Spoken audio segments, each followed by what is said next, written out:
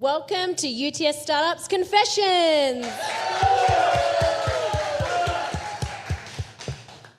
We have an awesome guest with us today, Sam from CollectMate. Before we get stuck into the interview, just want to quickly mention that we've recently launched our new co-working space upstairs on level 4. We regularly run tours every Wednesday at 12 and you can book via Humanitics. Now, Sam, you are a 4-time founder. You've exited 3 startups. And now you are doing entrepreneurial PhD at UTS. Take us right back to the beginning. Who were you before you were an entrepreneur, and how did you land into your entrepreneurial journey? Sure. Before I start, I have a very important question for everyone. Which, according to you, is the best movie trilogy of all time? Just shout it out. Godfather, Lord of the Rings, sorry? Matrix. There's a reason why I'm asking this for this, right? Sorry? Dune, right. So today in the morning when I was on the tram from convention up to here, I was doom scrolling, as you do on the tram. And a very interesting thing came up, a reel from Quentin Tarantino, and he was saying that according to him, the best trilogy of all time is Toy Story. Because he says that it has the best beginning to introduce things, then it breaks down the structure completely, and at the end, it completes the story as an emotional closure. So I was thinking, I said, okay, that's a good thing to pick up how I will describe my journey, right? 3-part trilogy. So first part, corporate, 20 years, did everything, right from the, seduction of, business class international flights, did all of that for 20 years. And then on my 40th birthday, I put in my resignation. My boss called me and said, you should buy a Porsche, not do all of this in midlife crisis. So I said, no. And the reason I want to do that, because I was very passionate saying that I want to do something of my own. So that is the end of the trilogy of the first part. The second part was 8 years of, or 9 years almost of, entrepreneurship. First 2 startups failed spectacularly, bombed, whatever is the worst words we can use, within a year, but then I picked myself up and said, okay, I'm going to try and, do this a little better. If not, I'm going to go back to what I probably was doing okay. And then the third act, which is what I'm hoping, like everyone says that, the act 2 of, or, in a trilogy, most trilogies, the second one is the best and third one is really not that good. I'm hoping to change that, is my entrepreneurial PhD journey after I exited, and, where I've really started looking at the why rather than the what, and I will talk about it a little more. So yeah, that's the introduction of my, of my 3-part trilogy journey. That's one of the best introductions I've ever heard. Going right back to your first exit, and I would say the one that bombed, what did that feel like for you? Actually, it's 2. The first one, didn't last for more than 3 months. And, I basically took away from that I don't know how to do entrepreneurship, so I will learn. The second one was actually very successful. And what I learned, and that failed spectacularly because I couldn't get along with my co-founder, or vice versa. We couldn't get along together. What I learned out of that is, it is more about not actually the idea, the business, any of that. It's actually alignment, right? That is probably the most important thing which I learned from that. So it was not that much of a emotional dip for me because I was just kind of starting up. If it would have failed after some 3 years, then probably it would be different. But that's what I felt at that point in time. It's good that you both made the call at 3 months rather than pushing through all of those difficulties. You talked about alignment as founders. Can you talk a little bit more about that? What are some things that, or conversations that you should be having with your co-founder so that you're more aligned? Yeah. So, I would say that what really helped me in the next 3 startups, which I did successfully, as in exited successfully, and I have a different metrics of success these days. I think there are 3 things which become extremely important. First is, simple founder alignment, not like a legal, 20-page, document or something, right? Because what happens is most of the time, each person is at a different phase or stage in their life. They want different things out of that. So when everyone is starting up, everyone is trying to solve a problem, so there's always alignment. Otherwise, you would not do it together, right? And then you probably are already best friends, or you're working mates together. Where the alignment is needed is that you should be clear what the other person is trying to look from an exit. When do they want to exit? What does their life journey look like? What would be the point at which they exit? What do they want to do? Do they want to exit the business completely? Do they want to just become a board member? Those kind of conversations are extremely important. Second, I think, which is also very crucial in some of these things, is basically having the decision matrix. Because when you're co-founders, like especially if you're like 2 of you or 3 of you, each own equal, while you might be doing certain roles, what ends up happening is that all decisions will become, like a consensus decision. And sometimes when, as you grow, as in a role, if you're taking a decision and if it is not consensus, friction builds in. So it is very important to deliberately, talk about these among yourself for it to be like a sustaining, successful things. Great, those are some really great tips. Once you've had that conversation, all founders are aligned on what an exit would look like and how to run the business. How should they be baking in those structures from day one so that it is a successful exit rather than an exit in duress? Right. I think, that's actually a very insightful question. So I think the way to think about it is that my experience, because after I've exited right now, I've invested in about 7 companies, and I see this pattern repeating. Everyone is very passionate about solving a problem, right? And they are like super aligned. Everyone is like talking the same language. But what I have seen ends up happening is that no one's really even thinking about that. What does an exit look like? And there might be no exit. You might want to build a company which lasts for 25 years, and that's fine, right? So I would say there are some basic things which need to be done, which I insist today out of my learning in the companies that I've invested in. First is that there should be at least a very quick founder catch up over a coffee deliberately, not a general chit chat, that are we all still aligned with what we are doing every single week or at least every month, that what are the principles, are we aligned at that. Second is that I think people massively underestimate assumptions, right? Because in business, you have assumptions on which you're working, and those assumptions go out of the window and new assumptions come in every day. So what are the assumptions that we were working on? What has changed? Are we still working towards the same thing? Then the third aspect of that is friction. I mean, if anyone says that in a startup ecosystem there is no friction, we are all mates and we are working together like 20 hours a day, they are lying, right? Because there are these micro frictions which happen, which doesn't show up then, but it remains, and they then become bigger issues. Doesn't matter how good a contract you have, how many lawyers you've employed, those are the things which will finally blow things up. So if you have to, so answering your question, that these are the kind of, like I would say, routines you need to bake in on a daily operations basis so that it becomes easier when you're trying to exit. And are those the sorts of things that a company or another person that's buying your business, are those the sorts of things that they look out for as well? Right. So I would say that 100%. So okay, let me put it this way. Every company has chaos. You start from Apple to Tesla to the smallest startup. Chaos is normal, chaos is okay. Once we figure that out, because what happens is that when you're trying to sell or a due diligence or something, what ends up happening is that you try to hide the chaos.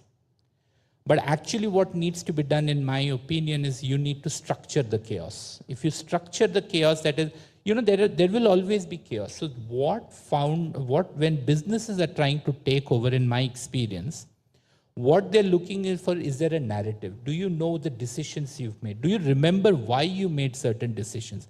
Have you logged them? Revenue, market, etc., are all always going to be there, because without that, they are the permission for you to actually have that discussion for an exit or someone to buy you. But what gets you valuation is actually these things, is that, that control, that governance, whether you have that, whether structures are in place, becomes like really, I'll give you a classic example.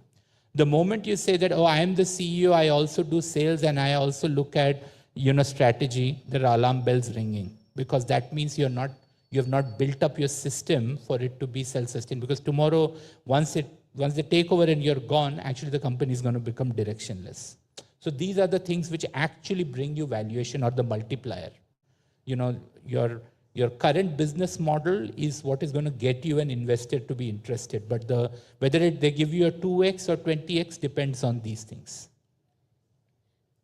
For startups who may not have the resources to employ those sales and marketing and delegate, how can they implement some of these structures early on to prepare to bring on these types of roles? They should not, because if some startup is actually having so many people up front, there's something wrong. That's not how it will work. I think the thing is that there needs to be some deliberate thought process that, for example, that when you start, there will be 2 or 3 people doing all functions. But whether you have a timeline, let's say in 6 months, 12 months, each of those founders is actually going to delegate one of those roles to someone. Okay, that becomes, a routine through which these are all these small tips. Sounds very, it's like normal, but you don't end up doing that. The biggest challenge I have seen, and out of my own personal experience as well, if you delegate based on loyalty, which is what happens, that someone's there with me for, the last 3 years, and I know this person, and I will give them the head of delivery role. But if they are not prepared or not capable in that, that's the biggest mistake. That's when all the problems in the business start coming up. So as founders, as, startup, leaders, you need to really think about, are you delegating just for the heck of delegation, or you're delegating as per capability? And that's where leadership comes across, that how do you explain someone that you're really good at engineering, you continue doing that rather than trying to do, delivery. So these are the kind of things we'll have to do. Yeah, that's a really great point. In terms of deciding when to sell, what are some of the factors that go into, a founder as they think about maybe now is the time that I should be selling my business? Okay, I will answer it this way. When are the hidden signs that you should sell versus when you actually sell? So I would say when your best person in the company has started looking out for a job, that's a signal you should think about selling, because teams often pick up traction or lack of traction or misalignment faster than you do. Or another great sign is that when you feel at the end of the day that you are overcompensating for others, deficiencies, and trying to, it almost feels like a hustle on a day-to-day basis, that is a sign that you should start thinking of exiting and doing something else or making some change. Or if you feel that earlier when you started, you were leading the market, but now the market is leading you and you're continuously responding, again, it's a sign. What ends up happening is that if you miss all of this, then you will exit, but you will not exit on your terms. You will exit because either the business is under stress or you're not able to do. And I'm saying that because I have actually gone through that, both the phases, so I know what each of them really look like. Great. Many founders hit an identity dip post-exit. Why does that happen? Even if an exit is successful, how do you sort of navigate that and find your next calling? So I, as you would have heard in the last 10, 15 minutes, I have a very contrarian view to the Silicon Valley startup model. I don't think that works in Australia. I genuinely don't think, because Australia is very relationship heavy, very detailed. It's not, everyone's not chasing that valuation number. What I feel, and I'm talking about not only me, but a lot of my fellow entrepreneurs, whom I've spoken to, is that our own identity as a founder is defined by the company itself, or vice versa, or the company takes on our own identity.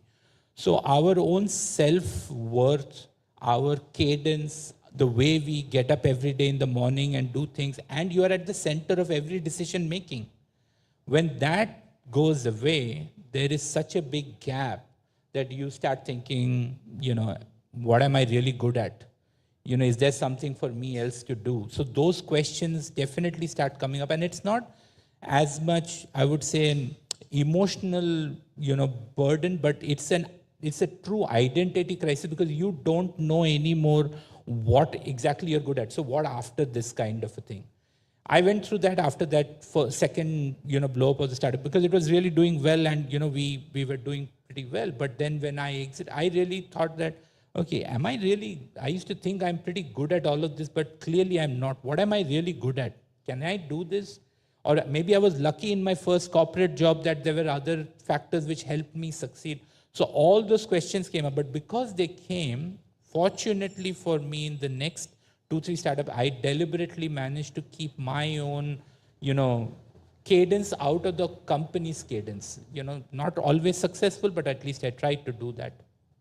Nice. For startups or businesses that want to be exit ready, what are some factors and structures that they can build into their business right now? I think, are there any founders over here, today? A few of you, okay. Especially when you're in the initial stages, you would not focus on documentation, any kind of documentation.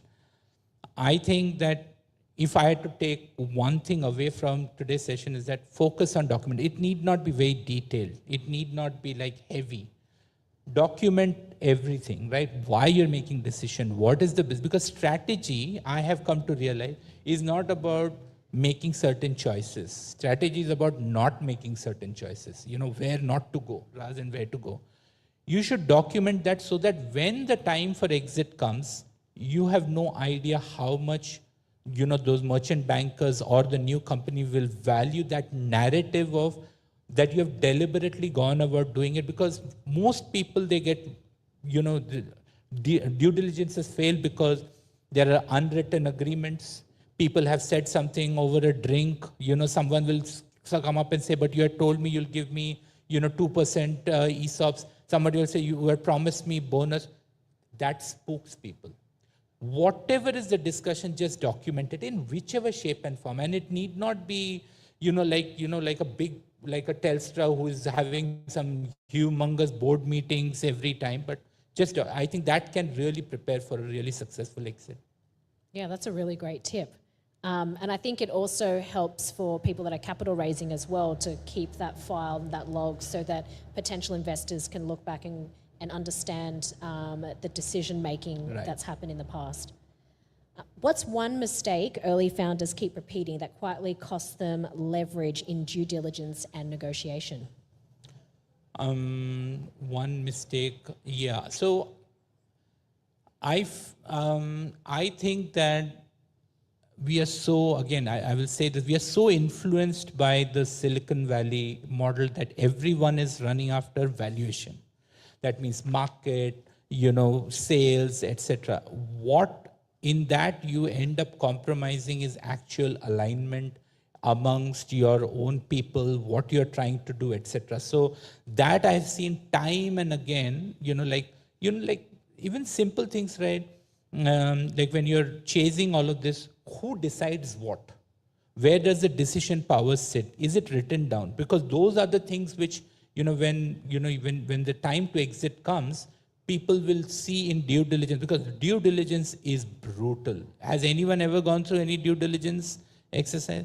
It is absolutely brutal. They will like strip you to the bone, right? And They will tell you things about yourself which you did not know, but quietly in the pub you'll say, man, I don't know how they pick. Because they've been doing this for a living. You cannot hide. You cannot hide from them. So the better you do all of this, and I've seen just too many people repeat this. And I'm saying, entrepreneurs who have done this multiple times also, still make these mistakes. What are some of those mistakes? That's what, that you don't basically, you don't keep a track of all of these things. You don't keep, decision logs. You don't see how you've decided.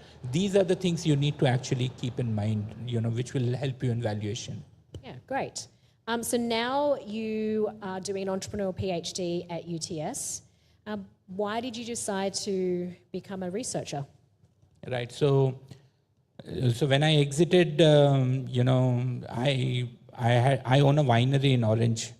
So, my whole idea was that like the Instagram, reels that I've seen, that I'll go and, retire over there, etc. But I couldn't. And then I watched Netflix for 3-4 months. Parts of my brain started shutting down. It started rotting. So I said, okay, this is not happening. And then if you see today's conversation also, so most of my thinking is around structure, governance, what is really needed. So I didn't want to build another startup because I've kind of done that. And when I started thinking a little more deeply that what really do I want to do, where I can really contribute, I feel that, governance and structure becomes really, really important. And if I can help, and I've been in the small to medium industry pretty much all the time. So I thought that if I can actually help in that, explain people why this is important, okay, the why part of it, then will really, be helpful. Now, also add to that, this whole wave of AI, some of you probably have seen the internet, wave 25, 30 years back. It is exactly the same, the pace is different, but the fundamental building blocks are the same, right? Not too many of you might remember that internet in the early days was a wild west. Before 128-bit encryption came, you didn't know what's happening with your data and your browsing history and all of that. So I have chosen responsible AI as a area, especially for SMEs, because SMEs are very time poor and also resource constrained. So how can we help them by building certain things which are lightweight for them and can actually help them? I'm not only talking from an exit perspective, but any SME. Let's say it's a health tech, it's a fintech. How can they embrace responsible AI to give them a responsible advantage in their business? That's what I'm doing my PhD in. I just mentioned the term responsible advantage. What does that mean for startups building with AI? So, I mean, at a philosophical level, I feel that AI is like internet has democratized, a lot of things. AI is going to do that further. With that, obviously, that means that it levels the playing field. But only those institutions which are able to use it responsibly will actually succeed. So what do I mean by responsibility? That can they, because there is going to be a trust deficit. How many videos you see and you'll think this must be AI, because there is a genuine trust deficit even at the beginning of this phase, right? So as this will keep going on, only those organizations who can really be trusted say that we use responsibly. Simple things like you're chatting with someone, and we'll say it's a chatbot, but if you can say that this answer is generated by AI, it actually will give more comfort and confidence to people, and we know literature supports that, right? So idea is that in this AI age, what can you do to actually implement responsible AI such that that will give you an advantage? May not be an unfair advantage, but a fair advantage over others who don't, because trust is going to be a big issue, in the AI world. We were just speaking about deep fakes and, all of these things just before the start of this session. So these are all issues which are going to come up, and that responsible advantage is what is going to differentiate, I believe, truly, small organizations going forward. Great. This is not the first time I've heard this topic be really popular, so I definitely think that that is the future. You've been a researcher, you are a researcher, but you've also been a founder. What do researchers often misunderstand about founders, and what do founders misunderstand about governance? Am I going to get in trouble for saying this at UTS? I I think researchers think that founders don't have any value for structure or theory or governance or any of that because they just want to be like cowboys and do their own hustle. That's not true. On the other hand, founders believe that researchers come up with all theoretical models which actually don't work in real life because they don't have, any experience. I can now say that's not true. So I'm hoping to bridge that gap between both, and that's why that entrepreneurial PhD is such a, cool thing. Whatever Martin and Sarah have done is really cool. I'm so grateful for them to actually think like that. So I think this is the divide. Both of them think on either side that the other one is not actually adding value, but it is completely not true. There is tremendous value in the theory, provided it actually works for them, right? So it is not about just a policy, it's about how you can operationalize it, much better. What are you hoping to do with your research in a practical sense? So I'm hoping that once my research is over, I'll probably have some artifacts, some tools, some governance as a SaaS kind of a toolkit available, which I hope every startup in UTS and UTS startup is using free. It's almost like if you remember Intel Inside, there used to be that thing that will like, on the PCs, they used to say Intel Inside. I don't know how many of you probably remember that. It will almost be like this governance is baked into, these startup and these, kind of things. So that's what I'm trying to do, but it's a long way to go. It takes a lot of time to do research. Yeah, but that sounds great. The fact that, there's going to be a free resource out there for startups to be able to embed some of these. Only for UTS startups. Ah, UTS. Okay, great. That's what we like to hear. Just finishing up on some words of wisdom. What's a mistake you're now glad you made? Because, mistakes teach you more than successes do sometimes.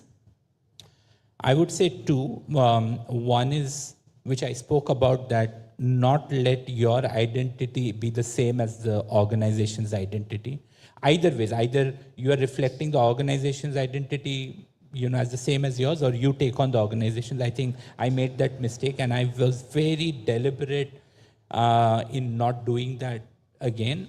And second thing is, which I insist on all the organizations or startups that I invest in, is that, show me the alignment. Not just founder alignment, show me the alignment in general, because momentum is often construed as success because you have sales, you are getting customers. Just because you're busy doesn't mean you're doing something important. It's the same thing. The momentum equal to success is completely, I don't subscribe to that at all. Alignment equal to success, because if you have alignment, you will, because your assumption is your product is valuable, whatever you're doing has market, so hence you're in the business. That's not going to change. So I feel these are the two, I would say, as the bedrock of what success could look like. And how do you define success today, given the exits that you've had? The third movie of the trilogy should end up being like Toy Story 3. I would, obviously, from a business standpoint, success has a lot of things. I'm sure everyone thinks of a 7-figure, 8-figure, exit valuation, which is great. But I'm pretty confident you will not get that if you don't have some of these basic things. Just because you have a good product, good idea is not going to get you there. I've seen just too many of these in my life. I feel right now if I had to answer for myself, success would be actually whether whatever I'm doing can make an impact beyond me to, a larger ecosystem. So even if I was thinking of about the same today's session, that even if one person is able to go out of this session and think, oh shit, I did not think about this, and maybe it's time for me to actually go and relook at that. I mean, that actually is success, right? So it's the success. I have tried to, at a more philosophical level, success equals to impact, and doesn't matter what the size of the impact is. Great. Just to finish up, if there's one piece of advice for startups to take away today, what would it be? Don't spend all your time just chasing the market, because that is what we always end up doing. It's always that hustle to get the next deal, to get the next customer. Spend a little bit of time actually to, that, and I'm saying this purely if exit is on your mind, maybe 5 years, 7 years, 10 years down the line, because people don't think about it. So if that is the case, just talk once in a while with your founding team members, with your investors, whoever, that what is the goal? Has the exit goal changed? How do you, because your own life situation might change, right? So, so that would be my advice, to have that as front and center in your mind all the time as you have, let's say, your customers and growing your business. That would be my only, advice. Awesome. Thank you so much, Sam. We're going to move over to the Q&A. Before we do, next Friday we have AI Pitch Night, and you can register on Humanitics. So don't forget to check that out. Thank you so much. We're going to move over to the Q&A from audience. Thank you.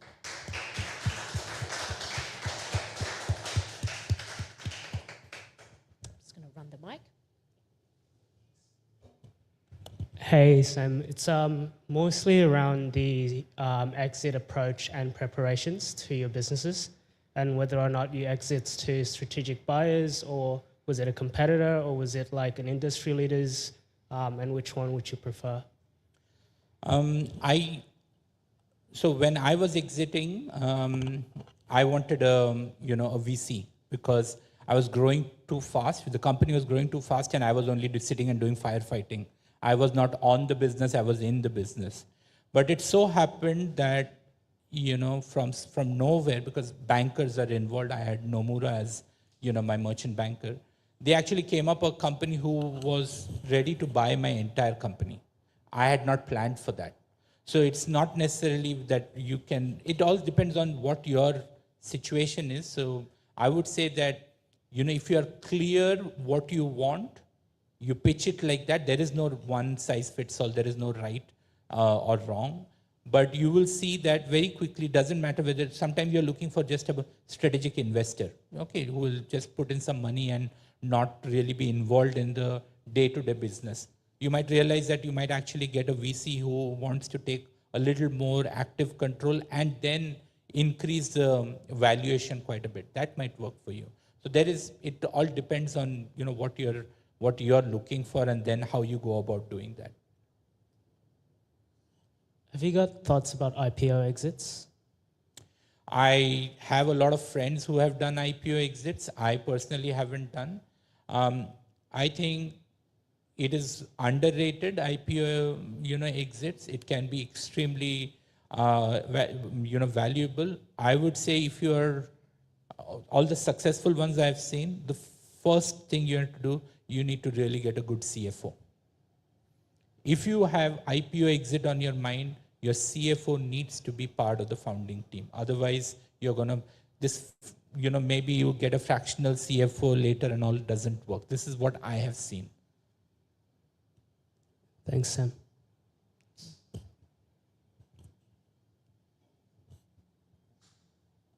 Any other questions? Yeah. Come on down.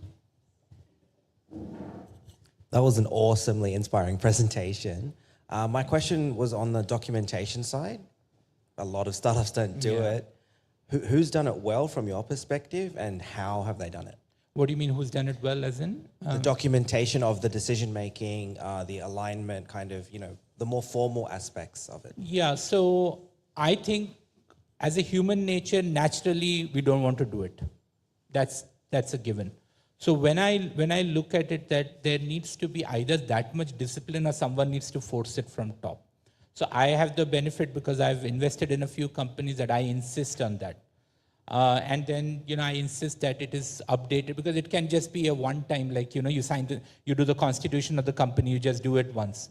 That doesn't work. So that's a discipline issue, okay? And I think that separates good from great. So whoever does the documentation, the minimum, I often say this because now I'm doing PhD in governance, so it becomes even more important that I say this. It need not be overbearing. It could be as simple as, having a discussion over a coffee chat, but then documenting it. Today, there are so many AI tools, Otter.io, just keep it on, you discuss, finish. So if you want to do it, it is actually simple. And that's where discipline actually comes. So whoever is disciplined will do it and will probably end up benefiting. That is as simple as that.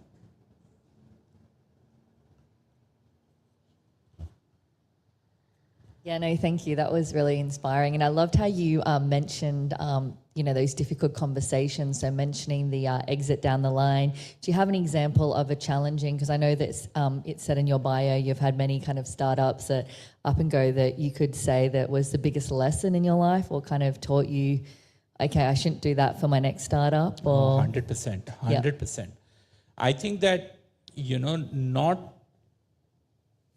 not knowing what the other co-founders have in their mind is really problematic, which I faced even after all of this. So, I had a lot of trouble even in the, third and fourth startup as well, because, what I did not anticipate, one of the person who was a co-founder based in Singapore, their daughter, when, she graduated, she wanted to go, and it was the only, I'm telling you, very, like a lived experience. She wanted to go and she got admission in, I think, Georgetown Law, in US. And they wanted to move to the US. Now, none of us ever saw that coming, and they said, you know what, because there was no business in the US to do. We are a Southeast Asia based company. So they said, okay, I want to exit. And okay, we had not planned for it. So those are the kind of, and I am not saying you need to know this 10 years ahead. You need to have some heads up. You need to keep talking about because as a cultural thing, we don't meddle with each other's personal lives. But that is what will actually come to the forefront when something like this happens. So, despite all of this learning, we were blindsided. So then we had to have a discussion that, okay, can you continue for 6 months till we figure out, because you want to exit. Now I'll tell you the practical problem, because that time it was not a valued company. They have a particular valuation in their mind which they want other partners to pay, or they want to, sell it to someone. And we are not ready for an external party to come and take 30% of the company. It puts so much strain on the conversations, right? Because these are the real things which happen. So no amount of learning can still prepare you for all of this, is my experience.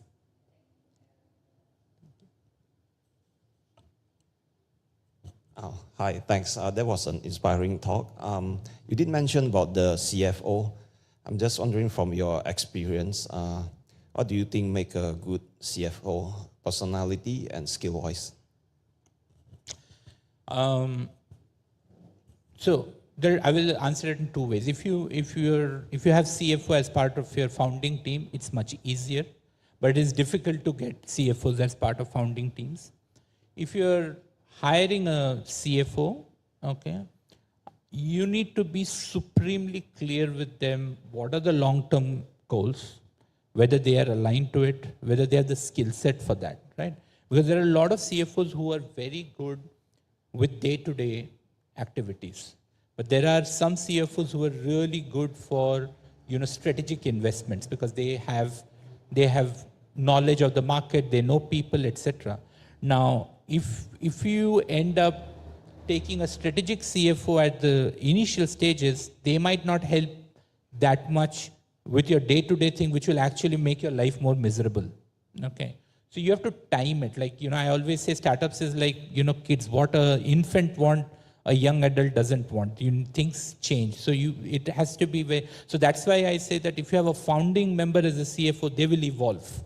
Whereas if you are getting something, again, alignment, personality doesn't matter that much, because they are they might have equity, in the game. But if you are clear on what is the objective they have to achieve, they will achieve it, right? Most of the time. Personality, yeah, because in that kind of a thing, from an exit perspective, you bring on CFOs who are more outward facing.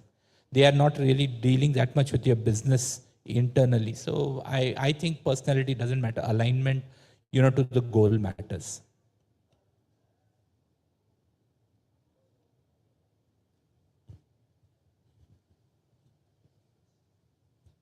Hi, I have a quick related question to the second one before that one. Basically, if you're a startup founder and you want to prototype something, do you recommend just going into like vibe coding and getting something out there as fast as possible? Sorry, what is that? Or like, what do you recommend to a new startup founder that wants to get their idea out there? Do you recommend just vibe coding and prototyping, getting a mail list, something like that, and also doing talks? Yeah. I think I would say that when you're in the founding stages, you have to validate your product. There is no other go, because that's what is going to get you into the door for everything. So, however quickly you can prototype and do the product market fit. And I say the product market fit also from a perspective that whether someone is ready to pay for it as much as you want them to pay. That also is today part. Otherwise, usually that, product market fit in a very narrow way ends up being, does my product solve the problem? Many of them do, but no one is ready to pay that much money for that, right? So, that get as early as possible in front of as many prospects, customers, etc., to validate that, and that will build traction. That 100%, that has to be the approach. So I think just coming back to, because I was thinking about exit, but if we go backtrack a little bit to fundraising, have you had experience pitching to VCs over in the States? Obviously, given that your areas of expertise here local in Australia, what's the differences between the two?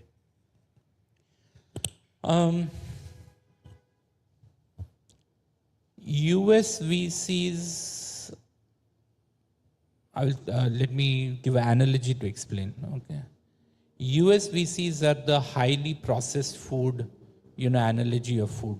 Okay, they are so commoditized. They are not interested in, what market it is, what it is solving. They're saying that, okay, if I invest $1, will I get $30 out of it? It's that simple. They're so, so focused on that. That's my experience, not necessarily all, okay? I feel that in the Australian, culturally, I think we are different. We are more relationship driven. This is my experience throughout, right? We are more thoughtful. What actually are we doing? Whose problem are we solving? So I feel, but the valuations are not that high. That's also true, right? So if you are able to hit some, check boxes with US VCs, your valuation will soar because they will just pump in money. It's not the case with Australian, but it again depends. I found dealing with US investors very tough. Maybe it's culturally, I'm not aligned to that, so I can't say beyond that, but I found it personally very tough.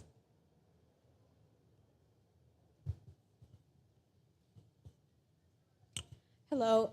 You mentioned investing in companies, and you say what you look for is alignment. And you said it's not about founder alignment particularly. What sort of alignment do you see, and how do you validate that? It's actually pretty simple. I have 7 questions, which I'm not going to say right now. Okay, but I have 7 questions, and that's again, it's my researcher mindset from earlier. It's my researcher mindset from earlier, which, if you ask the 7 questions independently to the 2 or 3 founders, you will get the answer. Whether you have to ask them independently, you can't ask them together. You will. So I actually do interviews like that, right? Yeah. Because that shows that whether they've spoken about all of these things or no. It's like the goals of the company is aligned. No, it's not actually that much about the company. I mean, without giving away much, I would say that it is more about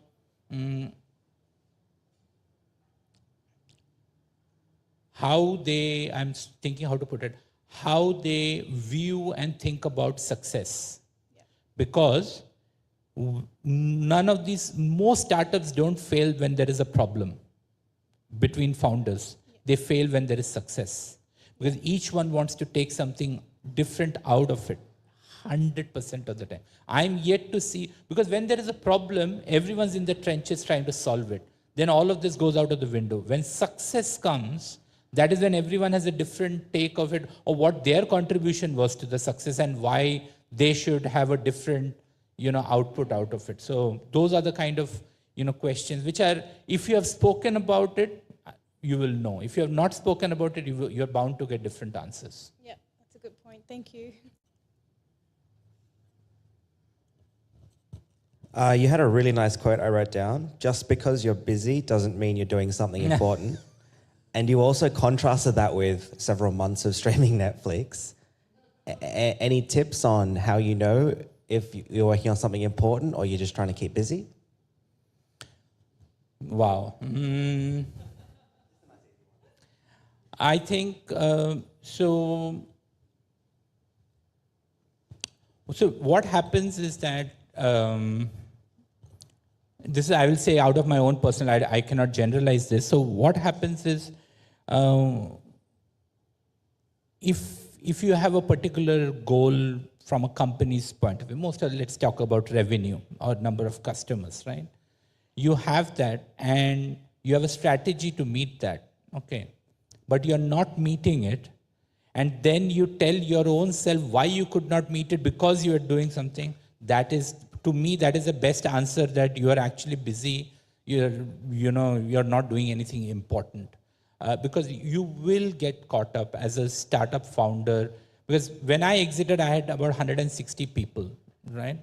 So what ends up happening at that point in time, I was more an admin person than anyone else. Seriously, I'm telling you, right? Because I'm not doing any thinking work. I'm only solving all these, people issues and, other challenges. That's when you know you're busy, but you're not doing anything important. I mean, it's very, simple and clear, but that probably is the best way I can answer that for my own self.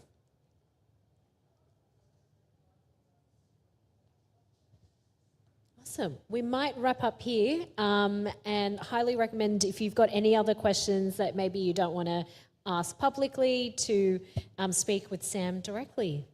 Thank you so much for sharing your story and your experiences with exits and founder alignment. Thank you so much. And if you're still thinking, I actually work out of UTS Startup. It's just awesome place. I used to work somewhere else. I won't name it, but if you're thinking about it, come and have a look. Sharon and team, they do these kind of, tours. It's worthwhile, doing that. Thank you, Sharon. Thanks, Marie. Thank you.